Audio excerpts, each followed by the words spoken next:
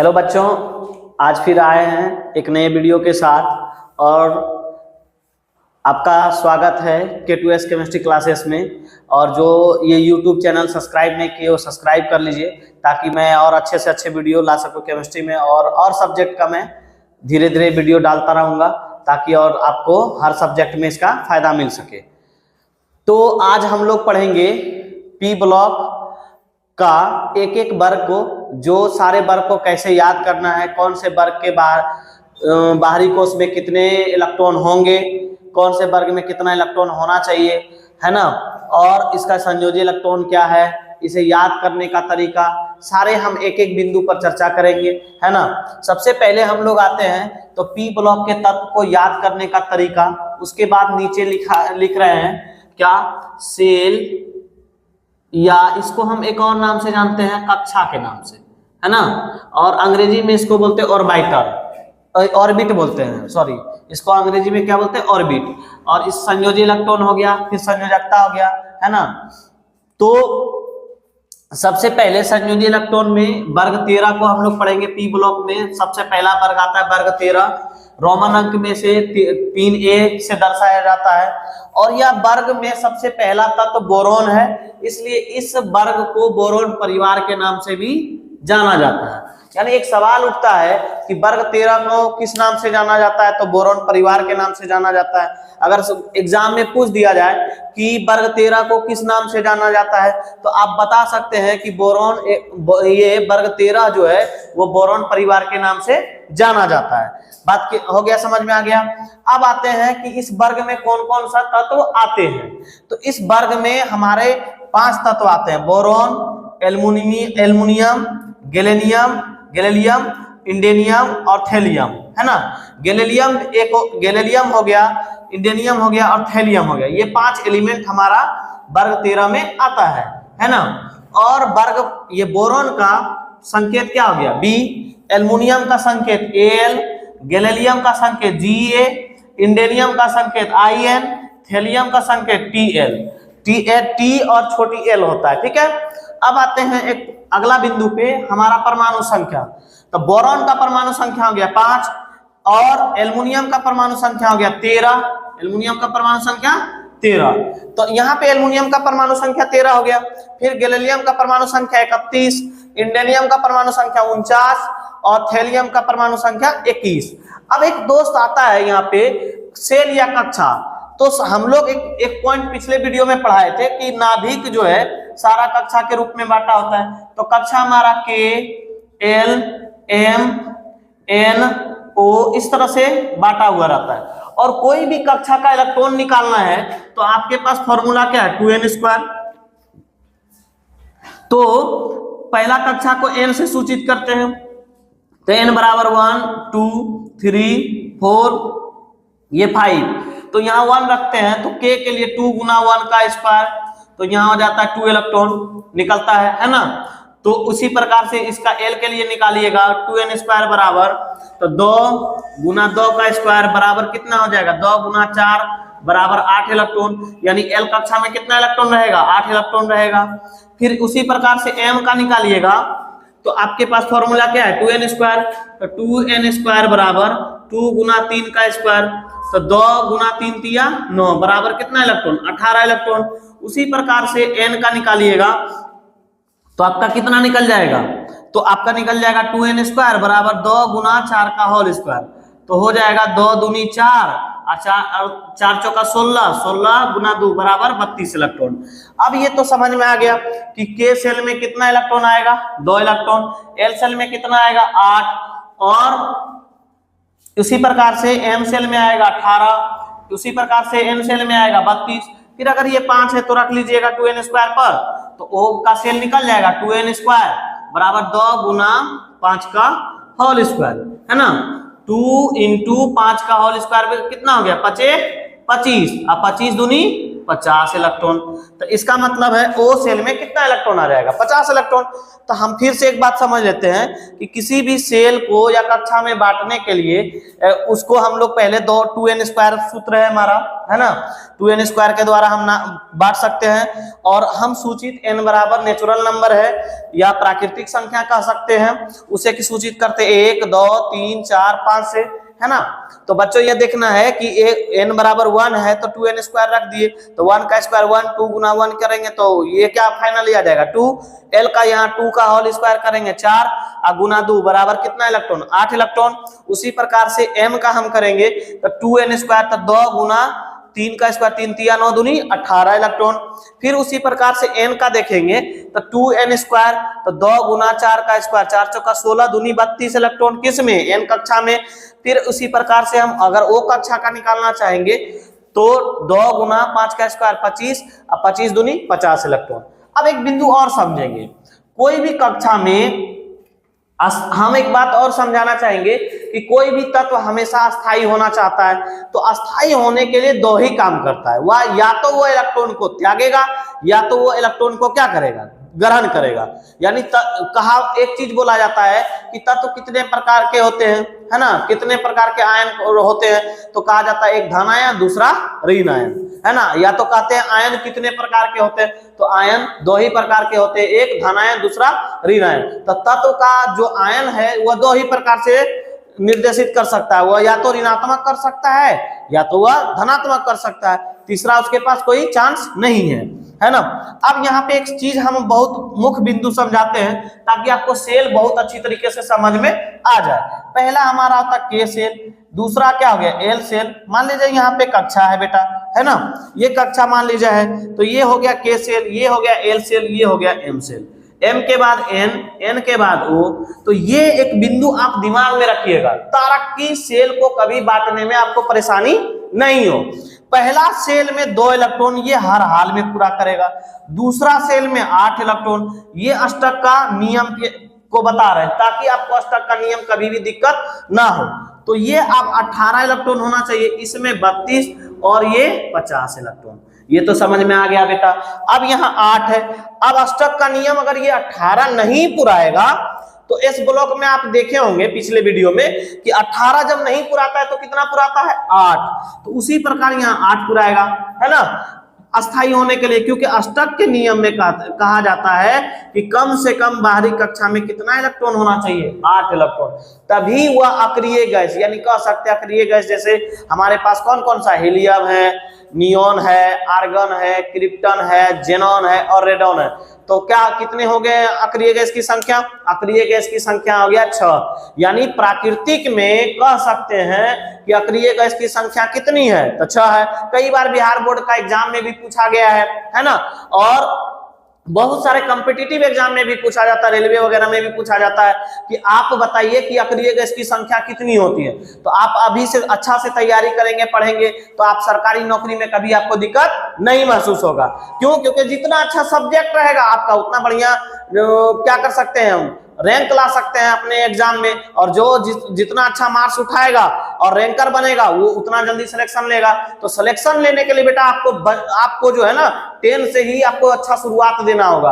अगर आप चाहोगे कि मैं शुरुआत 10 से ना दूं तो बीच में बहुत परेशानी होती है। क्यों? क्योंकि आप देखिए कोई भी आदमी अगर 10 से उसका बेसिक मजबूत है तो एक बात यह गौर करते हैं, अगर मान लीजिए उसका 10 का मजबूत है तो वो बंदा जिसे 20 से 22 साल 25 साल होते होते वो नौकरी कर लेता है। और जिस लड़का का बेसिक ग्राउंड मजबूत नहीं होता है उसका क्या होता है, उसका यही हासिल होता है कि वह पूरी तरह से अपना बेसिक को सही नहीं कर पाता है और वह क्या करता है आगे जाके इसी विषय वस्तु को उसको पूरी तरह से पढ़ना पड़ता है और उस समय पढ़ने में मन भी नहीं लगता है। उस समय उसका आईक्यू लेवल, फिर आपका क्या कहते हैं याद करने का मतलब मेमोरी शक्ति, ये सब बहुत कमजोर हो जाता है, जिसके कारण उसको बहुत परेशानी का सामना करना पड़ता है ना। ये सब बातें ध्यान में रखिए ताकि आप अभी से मेहनत करिए और अच्छे मार्क्स लाइए और मार्क्स के साथ साथ अपने मम्मी पापा का भी नाम रोशन कीजिए।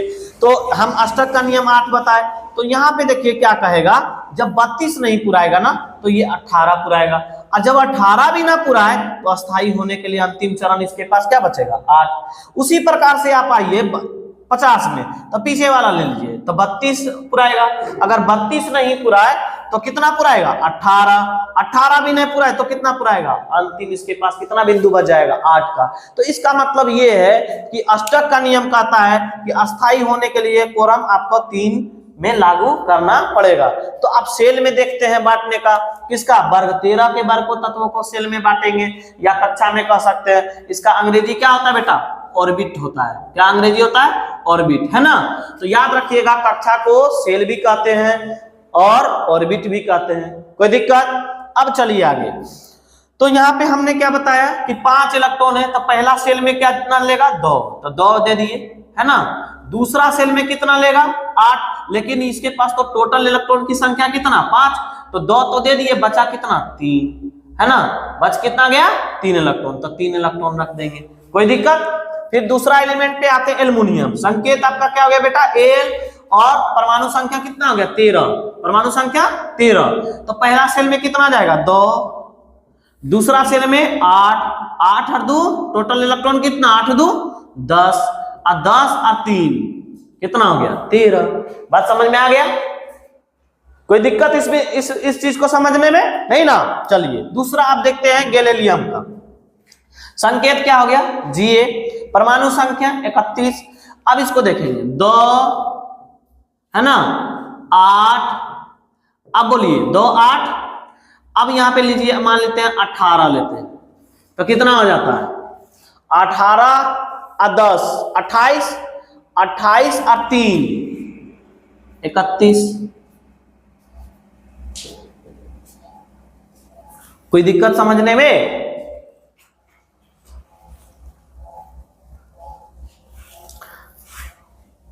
ठीक है। अब इसी प्रकार से देखिए, फिर इसमें लीजिए 2 8 18, फिर अगला सेल में लेना है 32, लेकिन देखिए आपके पास 28 हो गया। अगर 32 लीजिएगा तो आप जोड़ के देख लीजिए, 18 10 28, अब 32 जोड़िएगा तो कितना हो जाएगा? 50 से ज्यादा हो जाएगा। और हमारे पास कुल इलेक्ट्रॉन की संख्या कितना है बेटा? 49। तो हम क्या ले सकते हैं 32 वाला कोरम? तो नहीं। तो आपको क्या बताए थे हम? 32 वाला जब कोरम नहीं लेंगे तो क्या कितना लेंगे? 18। तो यहाँ देखिए 18 ले लेते हैं। अब जोड़िए, 18 प्लस 18 36, 36 और 8 कितना हो गया? 36 और 4 40, और 40 और 4 44, और 2 46, और 46 और 3 49। समझ में आ गया, है ना। फिर अब आते हैं 81 में, किसका? थेलियम का। थेलियम का परमाणु संख्या 81, है ना। अब इसको लीजिए, 2 8 18 32 ले लिया। अब हम 32 का कोरम तो पूरा कर लिया, 50 वाला भी नहीं लेगा। और अब देखो, इतना को जोड़ लो पहले, आप जोड़ के कैलकुलेशन सही से कर लीजिए। 2 और 8, 8 2 10 और 8 18 और 2 20 के 0, बाकी 2 3 और 1 4 और 1 बाकी कितना? 5 50 हो गया। अगर हम ये कोरम रखते हैं, कौन वाला? ओ वाला, तो 50 जोड़ेंगे 100, लेकिन परमाणु संख्या कितना इसका है? 81। तो संभव है क्या? नहीं संभव है। तो 32 वाला भी ट्राई कर लेते हैं। तो 50 30 80, तो ये भी ज्यादा हो जा रहा है, तो कितना रखना पड़ेगा? 18। तो यहां रखिए आप 18। तो आप देखिए कितना रखे? 2 8 18 32 18। तो आप जोड़िए, 18 कितना हो गया? 8 6 5 1 6 68। अब 68 रख के देख लीजिए कितना हो रहा है। और कुछ रखना पड़ेगा? 2 8 2 10 10 8 18 2 20 के 0, बाकी 2 और 3 1 4 2, यहाँ 6 हो जाएगा बेटा, 6 और यहाँ 18 जोड़ेंगे तो हो जाएगा 78। 78 और 3 यहाँ कितना हो गया? 81। कोई दिक्कत? अब समझ में आ गया। अब हम एक बात फिर इस पर चर्चा करेंगे। क्या चर्चा करेंगे? कि जिसके अंतिम कोष में जितना इलेक्ट्रॉन हो वह किसके बराबर? संयोजी इलेक्ट्रॉन के बराबर। यानी जिसके बाहरी कक्षा में जितना इलेक्ट्रॉन हो उसको बोलते हैं संयोजी इलेक्ट्रॉन। तो बाहरी कोष मतलब क्या? ये तो अंदर वाला कोष है, ये तो बाहर वाला कोष है। तो बाहर कोश में कितना इलेक्ट्रॉन 3, तो यहाँ 3, इसका संयोजी इलेक्ट्रॉन कितना बोरॉन का हो जाएगा 3। अब एल्युमिनियम का भी संयोजी इलेक्ट्रॉन कितना 3। अब बताइए गैलीलियम का बाहरी कोश में कितना इलेक्ट्रॉन है 3 है, तो गैलीलियम का बाहरी कोश में 3 है तो संयोजी इलेक्ट्रॉन कितना, तो यहाँ हो जाएगा 3। क्योंकि हम लोग जानते हैं क्या कि जित बाहरी कोश में उपस्थित इलेक्ट्रॉन को क्या बोलते हैं संयोजी इलेक्ट्रॉन। तो बाहरी कोश में उपस्थित इलेक्ट्रॉन कितना, तो 3, तो संयोजी इलेक्ट्रॉन की संख्या 3 किसका, गैलीलियम का। अब देखते हैं इंडेनियम का, तो इंडेनियम के भी बाहरी कोश में इलेक्ट्रॉन की संख्या कितना 3, तो इसका भी संयोजी इलेक्ट्रॉन की संख्या कितना हो जाएगा 3 हो जाएगा, कोई दिक्कत। अब उसी प्रकार देखते हैं थेलियम का, तो थेलियम का बाहरी कोश में कितना इलेक्ट्रॉन है 3, तो बाहरी कोश में 3 इलेक्ट्रॉन है, तो इसका भी फाइनली संयोजी इलेक्ट्रॉन कितना हो जाएगा 3 हो जाएगा, कोई दिक्कत। बात समझ में आ गया। यानी जिसके बाहरी कोश में उपस्थित इलेक्ट्रॉन जितना रहेगा संयोजी इलेक्ट्रॉन उतना ही उसका कहलाएगा। बात क्लियर हो गया इस बात को, कोई डाउट इसमें, कोई डाउट नहीं होना चाहिए। अब आते हैं याद करने का तरीका। तो याद करने का तरीका एकदम सरल है, इसमें कोई बहुत बड़ा ज्यादा लफड़ा नहीं है। अब क्या याद करने का तरीका है, तो यहां देखिए बेटा, या इसमें लिख सकते हैं बैगन आलू गाजर इन थैली। अब याद हो जाएगा बेटा। क्या इसका है, वर्ग 13 के तत्व को याद रखने का एक ही ट्रिक है क्या, बैगन आलू गाजर इन थैली। यानी बैगन, बो से बैगन हुआ तो बो से बोरॉन, ओ से अल्युमिनियम, एल आ जाएगा इसका संकेत, जी से गाजर सा हो गया क्या गैलीलियम, ई से इंडेनियम और टीएल से थैलियम। बात समझ में आ गया। यानी बैगन आलू गाजर इन थैली, कोई दिक्कत। यानी कह सकते हैं याद करने का तरीका कंफर्म हो गया कि अगर वर्ग 13 को याद रखना है तो क्या करना है, बैगन आलू गाजर इन थैली। दिमाग में यह नोट कर लेना है कि वर्ग 13 का याद करना है, कौन कौन एलिमेंट है, धड़ाक से दिमाग में ले लेना है कि बैगन आलू गाजर इन थैली, कोई दिक्कत। अब आते हैं अगला पॉइंट पर, यहाँ पे लास्ट पॉइंट हमारा क्या है, संयोजकता है ना। तो संयोजकता को समझते हैं कि निकालेंगे कैसे। तो संयोजकता में हम कल ये पिछले वीडियो में भी बताए थे आपको कि किसी भी इलेक्ट्रॉन तत्व के बाहरी कोश में 1, 2 और 3 इलेक्ट्रॉन रहे तो यह आसानी से त्याग कर देता है। क्या कर देता है, आसानी से त्याग कर देता है, और आसानी से त्याग करके यह धनायन बन जाता है। क्या बन जाता है, धनायन। और धनायन बनने के कारण ही ये आसानी से बाहरी कोश में 1, 2, 3 इलेक्ट्रॉन रहे तो ये क्या कर देता है, त्याग देता है। तो जिसके बाहरी कोश में 1, 2, 3 इलेक्ट्रॉन रहे वो त्यागेगा, और त्यागेगा तो जो बाहरी कोश में त्यागेगा या ग्रहण करेगा वही उसका संयोजकता कहलाएगा। हम यही बात तो बता रहे हैं आपको, क्या कि जो तत्व जितना इलेक्ट्रॉन त्याग करेगा या तो वह जितना इलेक्ट्रॉन को ग्रहण करेगा वह उसकी संयोजकता कहलाएगी। बात क्लियर हो गया है ना। यानी जो तत्व जितना इलेक्ट्रॉन को त्याग करे या ग्रहण करे वह उसकी संयोजकता कहलाएगी। तो अब ये बताइए बाहर में इलेक्ट्रॉन कितना, इसमें बोरॉन का तो 3, तो संयोजकता इसका कितना 3। अब एल्युमिनियम के बाहरी कोश में कितना इलेक्ट्रॉन, तो 3, आसानी से त्याग देगा तो इसका भी कितना हो जाएगा 3, कोई दिक्कत। अब गैलीलियम का देखिए बेटा, गैलीलियम का बाहरी कोश में कितना इलेक्ट्रॉन, तो 3, तो इसका भी हो जाएगा 3, कोई दिक्कत। अब उसी प्रकार से इंडेनियम का देख लीजिए, बाहरी कोश में कितना इलेक्ट्रॉन, तो 3, ये भी त्याग देगा तो बाहरी कोश में इसका भी हो जाएगा संयोजकता कितना 3। अब थैलियम का हो जाएगा बाहरी कोश में कितना इलेक्ट्रॉन, 3 इलेक्ट्रॉन हो जाएगा तो इसका भी हो जाएगा संयोजकता 3। तो बताइए कहीं भी इसमें भारी लगा। आप वर्ग 13 को चाहेंगे याद करने, बोरॉन परिवार को याद करने, तो हमको नहीं लग रहा है आप लोग को इतना भारी लगने वाला चीज है। क्योंकि देखिए सारा कोरम को आपके पास बांट दिए, बेसिक आपको समझा दिए गए, इस चीज को आप याद कर लीजिएगा, इस चीज को ट्रिक में दिमाग में रखिएगा। इसी प्रकार हम लोग अब देखते हैं वर्ग 14 को, ठीक है। वर्ग 14 को समझते हैं, फिर वर्ग 15 इसी प्रकार समझेंगे, ठीक है। तो पहले हम लोग वर्ग 13 के बाद नंबर किसका आएगा, 14 का, तो ऑटोमेटिक वर्ग 14 समझेंगे। तो चलिए वर्ग 14 को हम लोग देखते हैं। चलिए इसी प्रकार हम लोग वर्ग 14 को देखेंगे, ठीक है। तो वर्ग 14 को हम लोग 4a से दर्शाते हैं, है ना। और वर्ग 14 को कार्बन परिवार के भी नाम से जानते हैं, क्योंकि पहला तत्व इसमें कार्बन आता है, इसलिए इसको कार्बन परिवार के नाम से भी जाना जाता है, ठीक है। तो सबसे पहले बात ये समझना है कि कार्बन परिवार के नाम से ये जानते हैं किसको, वर्ग 14 को।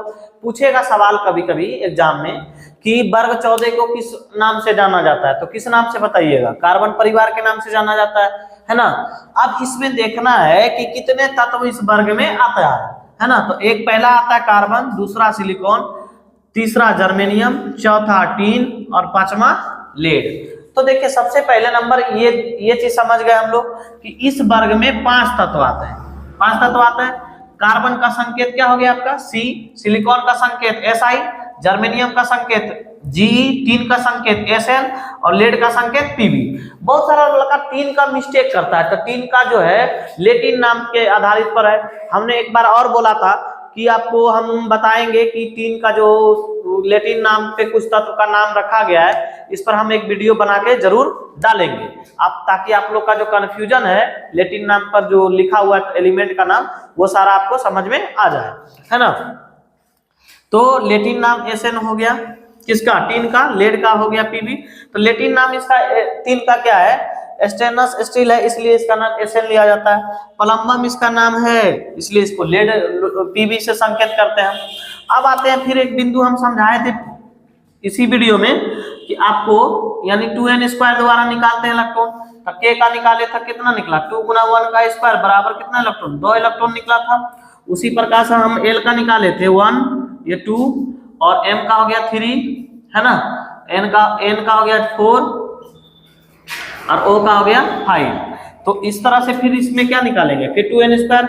तो यहाँ पे 2 रखिए, 2 गुना 2 का होल स्क्वायर, तो यहाँ 2 गुना 2 का होल स्क्वायर बराबर कितना हो जाएगा, 2 गुना 4 बराबर कितना इलेक्ट्रॉन, 8 इलेक्ट्रॉन। उसी प्रकार m का निकालिएगा, 2n² बराबर 2 गुना 3 का होल स्क्वायर, तो 2 गुना 3 3 9 बराबर 9 दूनी 18। उसके बाद 2 का n² बराबर हो गया 2 गुना 4 का होल स्क्वायर, तो 2 गुना 4 चौका 16, 16 दूनी 32 इलेक्ट्रॉन। अब यहाँ 2n² बराबर रखिए, तो 2 गुना 5 का होल स्क्वायर अब बराबर 2 गुना 5 25 और 25 दूनी 50 इलेक्ट्रॉन। अब इस बात को समझ लीजिए पहले एक बार, यानी 2n² हम निकाल लिए, तो 1 रखे तो 2 गुना 1 का स्क्वायर तो 2 इलेक्ट्रॉन हो गया। L में रखे, आप पिछले भी बार बताए हैं, फिर एक बार समझ लीजिए ताकि और बढ़िया से समझ में आए। तो 2 को रखे स्क्वायर, 2 दूनी 4, 4 दूनी 8 इलेक्ट्रॉन हो गया किस सेल के लिए, L सेल के लिए। उसी प्रकार M में देखिए, तो 2n², तो 2 गुना 3 का स्क्वायर 2 हो गया, तो 3 का स्क्वायर कितना होता है 9, तो 2 गुना 9 बराबर 18 इलेक्ट्रॉन। n का रख लिए 2n², तो 2 गुना 4 का स्क्वायर 16, 16 दूनी 32 इलेक्ट्रॉन। उसी प्रकार O का देख लीजिए, तो आप 2n², तो 2 गुना 5 का स्क्वायर 25, 25 दूनी 50 इलेक्ट्रॉन। बात समझ में आ गया। अब एक बात हम और बताए थे, K cell, L cell, M cell, N cell और O सेल, है ना। तो 2 इसमें रहेगा, इसमें 8, इसमें कितना 18, 32, 50। तो हमने एक पॉइंट इसमें बताया था कि 18 जब ना पुराए तो ये 8 पुराएगा, इसमें जब क्या होगा 32 नहीं अस्थायी होने के लिए पुराएगा तो 18 पुराएगा, 18 भी ना मिल पाए तो कितना पुराएगा 8। उसी प्रकार से इसमें 32, फिर इसमें कितना 18, फिर इसमें 8। तो ये 8 पुराने वाला जो नियम है वो किस नियम से जानते हैं, अष्टक का नियम से, है ना। बता चुके हैं हम ये कि जिसके बाहरी कोश में 8 इलेक्ट्रॉन पुराएगा अस्थायी होने के लिए वो अष्टक का नियम कहलाएगा। और अष्टक का नियम होने के लिए कोई भी इलेक्ट्रॉन क्या चाहेगा, वो अस्थायी हो, तो अस्थायी होने के लिए ये ऑर्बिट का नियम पालन करेगा, है ना। तो अब हम लोग चलते हैं सेल का। तो पहला सेल में कितना ले रहा है 2, तो 6 इलेक्ट्रॉन कुल है किसका, कार्बन का। कार्बन का संकेत C और इसका परमाणु संख्या कितना 6, तो इसको बांटिए 2 और यहाँ 4। पहला सेल 2 और दूसरा सेल में कितना हो गया 4 इलेक्ट्रॉन हुआ। कंफ्यूजन क्लियर हो गया। फिर उसी प्रकार सिलिकॉन में चलेंगे। सिलिकॉन का परमाणु संख्या कितना 14, तो यहाँ हो गया 2 8 और यहाँ 4। कोई दिक्कत, 2 8 4 क्लियर। तो उसी प्रकार आप जर्मेनियम में देख लीजिए 2 8 18, है ना, और यहाँ 4 हो जाएगा, ठीक है, तो 2 8 10 18 हो जाएगा 32। अब यहाँ देखिए 2 8 18 18 और यहाँ हो जाएगा 4। ठीक है, कोई दिक्कत इसमें? एक बार मिला लीजिए ऊपर से फिर से। 18 18 36 और 10 46 और 4 50 हो गया ना। अब इधर देखिए 2 8 18 फिर 32 18 और यहाँ 4। अब जोड़ लीजिए, आपका 82 पुर जाएगा, है ना। तो पहला सेल में हो गया के सेल में 2, दूसरा सेल में एल में 8, तीसरा में हो गया एम में 18, चौथा में हो गया 32, पांचवा में हो गया 18 वाला नियम पालन कर लेगा, छठा में चला गया 4। कोई दिक्कत? अब हम एक फिर पिछले क्या बताए थे, जिसके अंतिम में जो बाहरी सेल में इलेक्ट्रॉन होगा वही उसका क्या कहलाएगा, संयोजी इलेक्ट्रॉन कहलाएगा। तो जिसके बाहरी इलेक्ट्रॉन में जितना इलेक्ट्रॉन है संयोजी इलेक्ट्रॉन कहलाएगा। तो इसके बाहरी कोष में कितना इलेक्ट्रॉन 4, इसके भी बाहरी कोष में कितना इलेक्ट्रॉन 4, इसके भी बाहरी कोष में कितना इलेक्ट्रॉन 4, इसके भी बाहरी कोष में 4, इसके भी बाहरी कोष में 4। तो बाहरी कोष में इलेक्ट्रॉन 4 है, तो इसका मतलब क्या हो गया, सारा का सारा संयोजी इलेक्ट्रॉन 4 हो जाएगा। यानी कार्बन का भी संयोजी इलेक्ट्रॉन 4, सिलिकॉन का भी संयोजी इलेक्ट्रॉन 4, जर्मेनियम का भी संयोजी इलेक्ट्रॉन 4, टीन का भी संयोजी इलेक्ट्रॉन 4 और लेड का भी संयोजी इलेक्ट्रॉन कितना हो जाएगा 4 हो जाएगा। क्लियर है? कोई दिक्कत? यानी बाहरी कोष में जिसका जितना इलेक्ट्रॉन वहां वो उसका संयोजी इलेक्ट्रॉन कहलाएगा। कोई दिक्कत है इस बात को समझने में? आगे बिंदु पर चले, याद करने का तरीका। तो कार्बन परिवार को याद करने का तरीका एकदम सिंपल है। कहे शिव जी सुनो पार्वती, यानी एकदम आसान तरीका से कहे शिव जी सुनो पार्वती, है ना। तो यहां लिखिएगा कहे शिव जी सुनो पार्वती। कोई दिक्कत? तो कहे शिव जी सुनो पार्वती। तो याद करने का तरीका सबसे आसान तरीका वर्ग 14 का क्या है, कहे शिव जी सुनो पार्वती। तो कहे शिव जी, कहे से सी हो गया कार्बन, शिव जी का हो गया मतलब सिलिकॉन, और जी से हो गया जर्मेनियम, टी सुनो का मतलब SN टीन, और पार्वती का मतलब हो गया PB लेड। कोई दिक्कत? अब यहाँ पे याद करने का ट्रिक हो गया, कहे शिव जी सुनो पार्वती। अब यहाँ पे एक चीज और समझिए, संयोजकता। तो हम पे और चीज बता चुके थे कि 1 2 3 ये आसानी से इलेक्ट्रॉन को क्या करता है, त्याग देता है, और त्याग करके क्या बन जाता है, ये धनायन। और धनायन बनने के कारण ये आसानी से अपने बाहरी कोष का इलेक्ट्रॉन को क्या करेगा, त्याग देगा। लेकिन 5 और 6 और 7 जब रहता है तो ये हमेशा ऋणायन कहलाता है। क्यों? क्योंकि ये हमेशा चाहता है कि 8 इलेक्ट्रॉन को ग्रहण कर लिया जाए, और 4 इलेक्ट्रॉन वाले क्या करता है, ये ग्रहण भी करने का कोशिश करता है या तो फिर ये त्याग करने का कोशिश करता है। तो इसके बाहरी कोष में इलेक्ट्रॉन 4 है, तो इसकी भी संयोजकता कितना हो जाएगा 4। यानी सब का सब एलिमेंट 4 हो जाएगा संयोजकता। यानी कार्बन की भी संयोजकता 4, सिलिकॉन की भी संयोजकता 4, जर्मेनियम की भी संयोजकता 4, टीन का भी संयोजकता कितना हो जाएगा 4, और लेड का भी संयोजकता 4 हो जाएगा। इस प्रकार से हम लोग वर्ग 14 को आसानी तरीके से याद कर सकते हैं। तो वर्ग 14 को हम लोग क्या बोलेंगे, कार्बन परिवार। कार्बन का हो गया C संकेत हो जाएगा, परमाणु संख्या 6, ऑर्बिट में बांटे 2 4, संयोजी इलेक्ट्रॉन 4। इसका याद करने कहे शिव जी सुनो पार्वती, संयोजकता भी 4 हो गया। सिलिकॉन का हो गया SI, इसका परमाणु संख्या 14, इसको ऑर्बिट में बांटे 2 8 4। कोई दिक्कत? संयोजी इलेक्ट्रॉन कितना 4, क्योंकि बाहरी सेल में कितना इलेक्ट्रॉन है 4 है।